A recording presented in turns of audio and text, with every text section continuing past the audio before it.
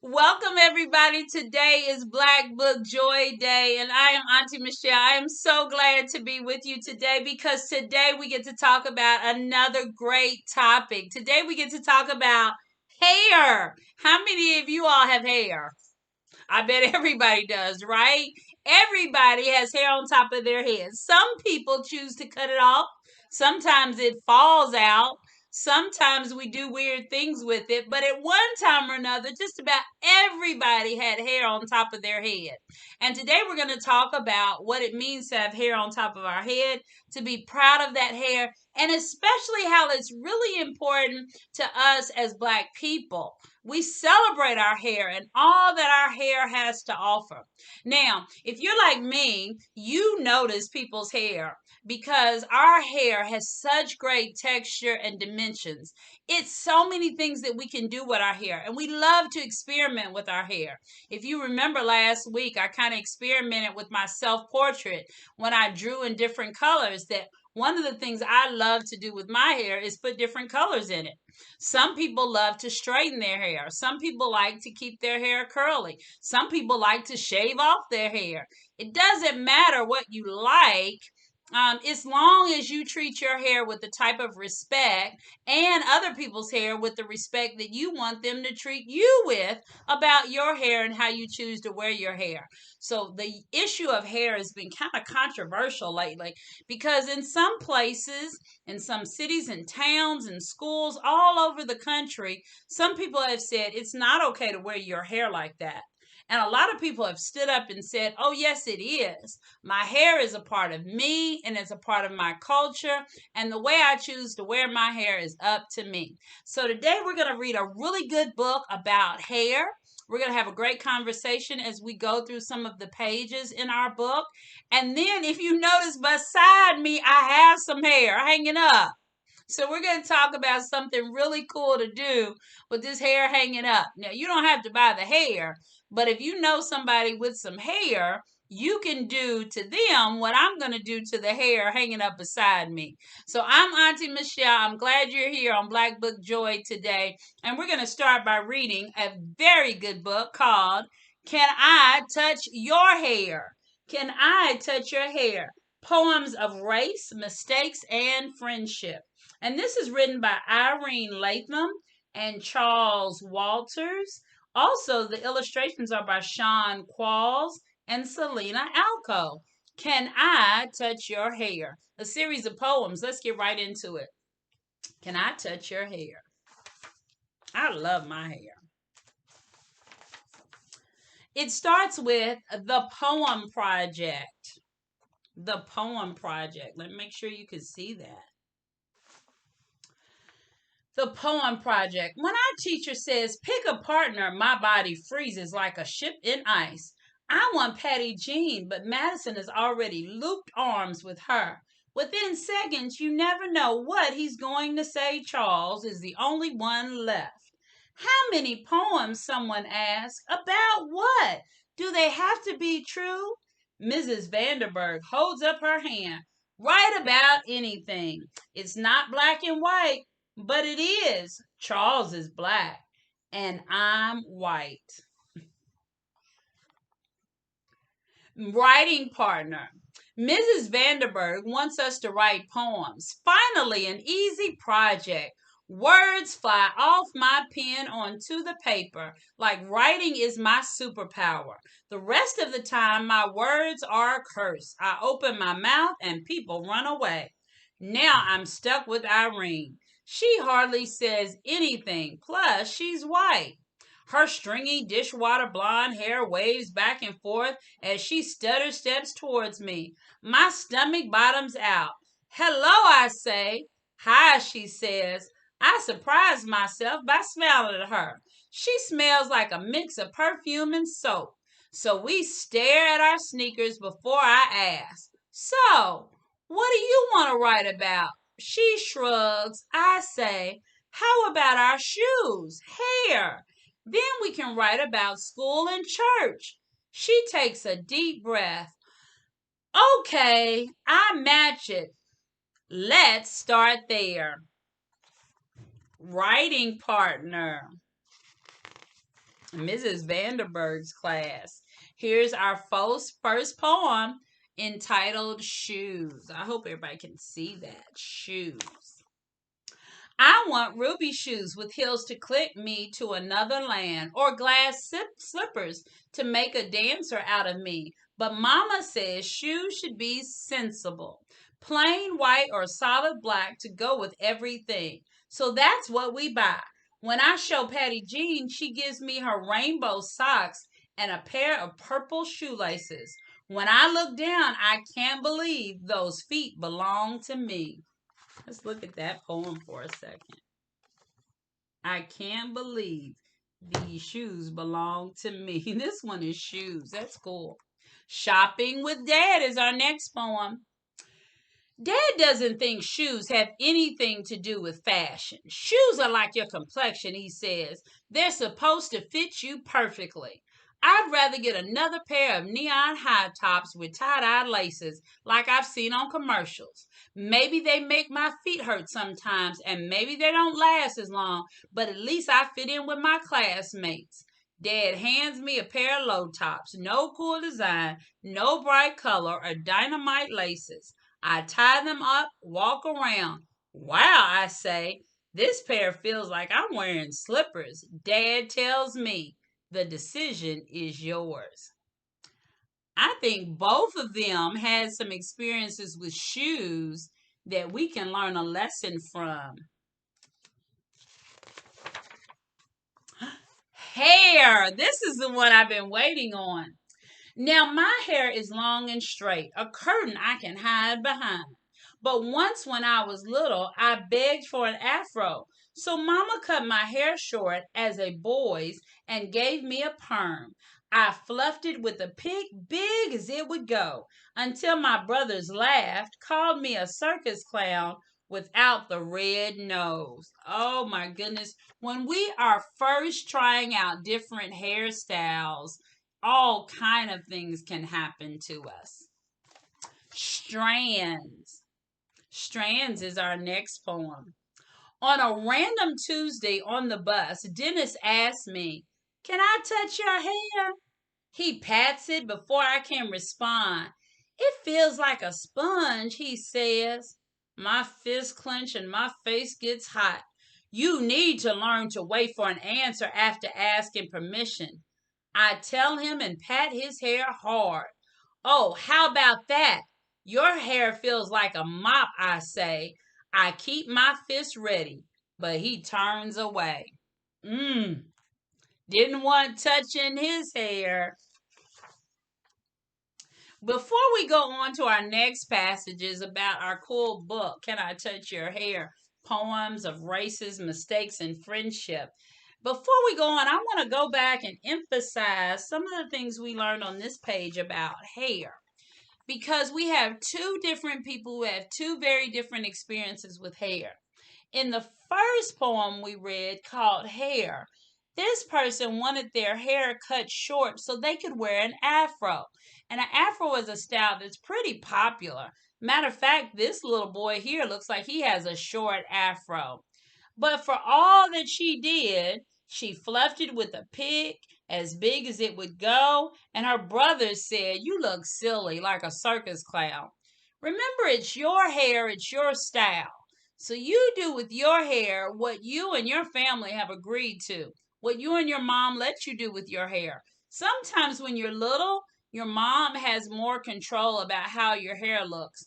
And as you grow, your mom will let you have more and more choices about how your hair should look.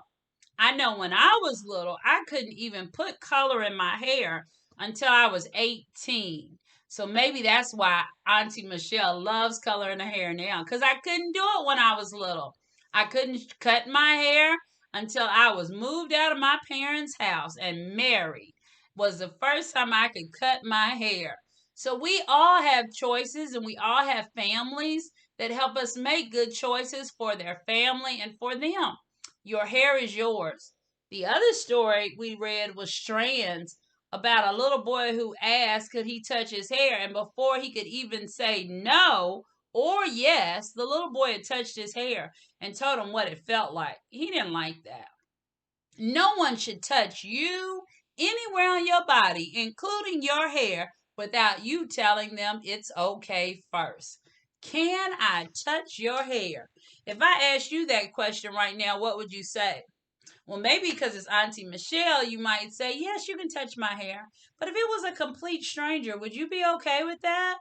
If it was a complete stranger who had totally different hair than you, would you be okay with that? How would that make you feel? Some people would feel very uncomfortable. Some people would wonder why. And some people might be okay. It might be a lesson, a teachable lesson to have a conversation about. Why do you want to touch my hair? What is different about my hair that makes you curious? When you touch my hair and you see how it feels, what will it make you think about me? Anything better? Anything different? There's lots of reasons we would want or we would not want somebody to touch your hair. But ultimately, it's your decision. Can I touch your hair? Church is our next poem. At church, we light candles and pray for those who are sick. At church, we sit, stand, kneel. We give thanks for food and warmth and family. At church, the sun streams through our stained glass. Jesus, his arms thrown wide to welcome everyone. At church, everyone is white. At this church, everyone is white. Sunday service. Our Sunday service is like hitting a reset button, starting off the week with a new beginning. There's men dressed in suits so sharp you could cut yourself by looking at them. There's women testifying in wide brim, bow tied hats called crowns. Everyone's brown arms are raised in devotion except mine. If it says in the Bible that Jesus had hair like wool, eyes that were a flame of fire, and feet like brass as if they burned in a furnace, then why is everyone praising the straight haired, blue eyed white man I see looking down over all of us? Now that's an interesting question. Looks like that same boy who had the afro on the other page is now in Sunday service. And he sees this picture hanging on the wall. And he's wondering to himself, why is everybody here at my church black? And why do we read in the Bible the description of Jesus, but we're worshiping a Jesus who doesn't really look like what we read in the Bible? And it's important that we think about that because we know that throughout history, people have used where we live, the geography, maps of the world, and art to make sure that there was a difference between people, to make some people appear better than others. And the people that had the most power got access to a lot of different resources and materials to do art with for everyone else who looked like them to understand. So, just like in this church where everyone is white, and this church where everyone is black, in this all white church, they may have a picture of a Jesus on the wall that looks all white. But he's saying, wait a minute, in this all black church, why don't we have a picture of Jesus that looks all black like we are? That's a good question. Oh, you guys are going to be super smart. Beach day, beach day. There's a pack of boys and girls whose pearly skins have been baked into a bronze hue, strolling past me. Each of them has hair woven into cornrows or twisted into dreadlocks. Some of their lips jut out like pufferfish. When I wave, they look at each other and begin snorting, laughing at my good manners. I feel a fury rising inside me as if I'm a tidal wave about to crash on land. I'm confused. Why do people want to look like me, hate me so much? That's another idea, right? So, this is an idea about a big word. We talk about cultural appropriation. Cultural appropriation, when people who are not of your same culture take pieces from your culture and use it for their own pleasure, things to bring them enjoyment. And when you do that, it doesn't make the original people feel very good. As a matter of fact, it makes them feel like you stole something from them just because you liked it, just because you liked something about it, without really understanding what it meant and appreciation for the people who first invented it. So in this picture, it seems to me that these two young people are being stared at, excuse me, and made fun of, and they're saying, wait a minute, you're trying to do the same thing we do. How come you hate us so much when you want to be just like us? Beach. While the older girls shine themselves with cooking oil to get the perfect flapjack pen, Mama makes a ghost of me. She slathers on sunscreen so thick I turn stiff and sticky and my eyes sting. When Mama's not looking, I scrub it all off with a towel. I'd rather be sunburned than sugar sand white. And a lot of times, one of the things that Black people have in common is we have a gift from God.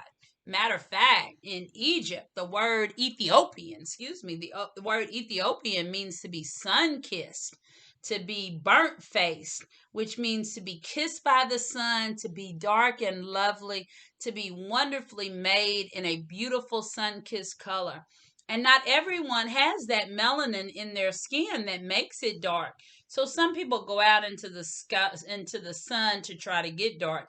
And some people say, no, thank you. I like my color the way it is. What about you? How do you feel about your color? Just like your hair, it's yours. The athlete. Oh, this should be a good one. The athlete. In gym class, when captains select teammates for a game of basketball, I get picked first. Maybe for being lanky or for having darker skin. I guess it seems like a good idea to them until I take a shot that goes over the backboard. I get picked last for basketball after that. During reading time, when Mrs. Vanderberg says we each have to read a chapter of The Watsons Go to Birmingham, 1963, everyone groans when it's my turn until the words gush out of my mouth, smooth and fast like the River Jordan. By the time I'm done, smiles spread across each classmate's face. I now get selected to read first every time. He had a different talent, a different gift than just playing basketball. When it came to playing basketball, he wasn't picked first, but when it was time to read, he sure did make up for it, and everybody loved to hear him read. He had a special talent. What's yours? And last but not least, horseback riding. This is the last one we'll read today. I don't know how to explain to Charles how I feel about horses when he shuffles so fast from one subject to the next. Finally, I blurt out, sometimes I just need a break from people. He surprises me and shuts up right away. So I tell him about the sweet scent of hay and saddle soap, how my stomach somersaults when honey surges from trot to canter, and how the wind parts my hair when I lean into her neck, whispering, faster, faster. When I want honey to slow down, all I have to do is give the reins a gentle tug, and soon we are back to clop clopping. Honey and I understand each other without any words at all. That was a good story to end on horseback riding because it actually had the word mane in it. And on a horse, a mane is the horse's hair. A mane is the horse's hair. But we learned about how we're all unique and special in so many ways. And the question, can I touch your hair, really has to do with you and how you feel about your hair. How you feel about your hair. Remember, we can answer that question in a lot of different ways. We can say to somebody, no, you cannot touch my hair. Or, why do you want to touch my hair? Either choice we make, it's our choice to make. No one should ever touch your body without you giving them permission first. So, whether we're at school or on the playground or at church or in Sunday service or any other type of community activity or event, we are in charge of ourselves with our parents' help and the decisions we make about our body, especially our hair. Can I Touch Your Hair? Poems of race, mistakes, and friendship. And there are several more poems in the book, and maybe next time we'll be able to read some more of them. But the poem we focused on today all had to do with hair. We love that. So if you're with me, then you see right behind me is some hair hanging on a post. Now, when I say hair, remember I talked about we like to color our hair or cut our hair or shape our head or twist our hair or braid our hair. So today, Auntie Michelle has some hair that's kind of long, but Auntie Michelle has kind of a color in her hair and a texture that she works very hard on. She loves to wake up in the morning and put some product in her hair to make it exactly how she wants it. So it's hard for me to demonstrate to you on my hair while talking to you at the same time. So I asked my daughter if she had any hair that I could use to demonstrate for you how to braid today. And because she's my daughter and she loves to experiment with hair, just like maybe you do, she did. So behind me, I have some hair that my daughter gave me that I'm going to use to show you how to braid. Because that is one of the things that a lot of us like to do with our hair, braid our hair. Now, there's a couple of ways to think about it. In our book, we even talked about cornrows. When I was growing up, and pretty much to this day, when I think about braiding hair, I think about braiding hair so that it is attached closely to your scalp. In the same way, I think about braids as what I called as a little girl a plait.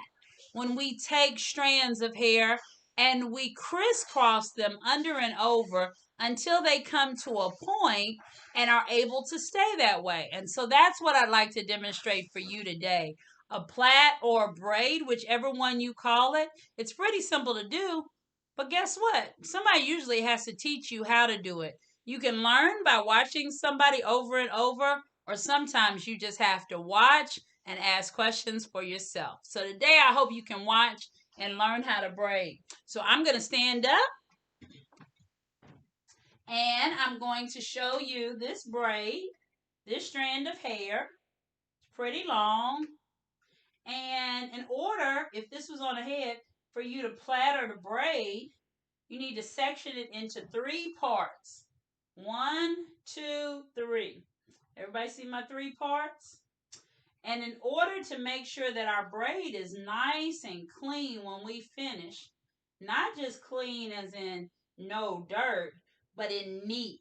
If you like a neat braid, you need to make sure that the hair is separated into those 3 parts nice and evenly before you even start. So sometimes you may make a part, but I don't have a head for a part today. Once I have those 3 parts together, it's just a matter of going over and under all the way until you come to the point. So let's watch. We have our 3 pieces. I'm going to start with this piece and take it over the middle piece.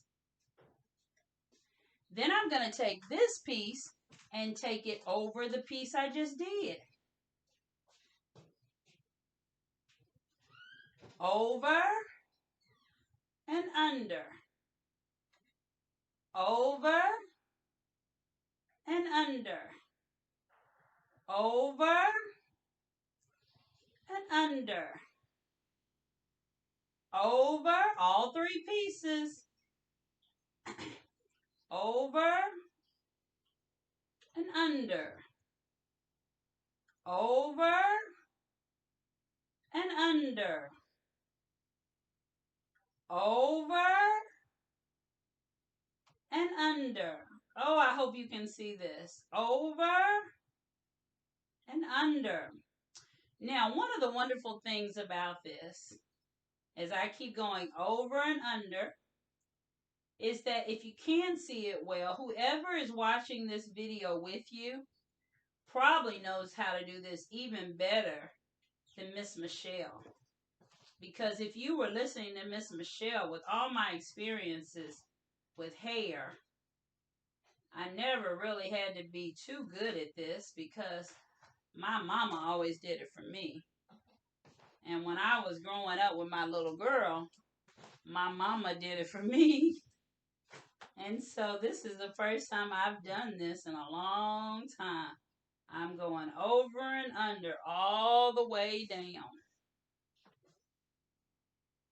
Over and under all the way down. I have a beautiful braid that's coming out, or plait, depending on what you call it. It is beautiful. It's wide at the top and narrow at the bottom. At the bottom is when your fingers really get to working. Most of the time, it stays plaited at the bottom all by itself or braided. Sometimes, if you don't use real hair, but you blend it into your hair, you have to cut the ends or burn the ends so it'll stay. And there's my plait. There's my plait. There's my braid. I guess if I wanted, I could put it on me. Ooh, look at that. That's a whole different look for Auntie Michelle. You never know. You might see me around town one day. Oh, no, I wouldn't do it like that. But who knows? I just know that I love my hair. And I hope you love yours too. And I hope you want to try to do all kind of things with your hair because it's your choice. Talk to your mom. Tell her how you like your hair. And then you decide how to wear your hair and who gets to touch it when you want them to. This is Auntie Michelle on Black Book Joy. We love you. Have a great day, and I'll see you next week. Bye bye.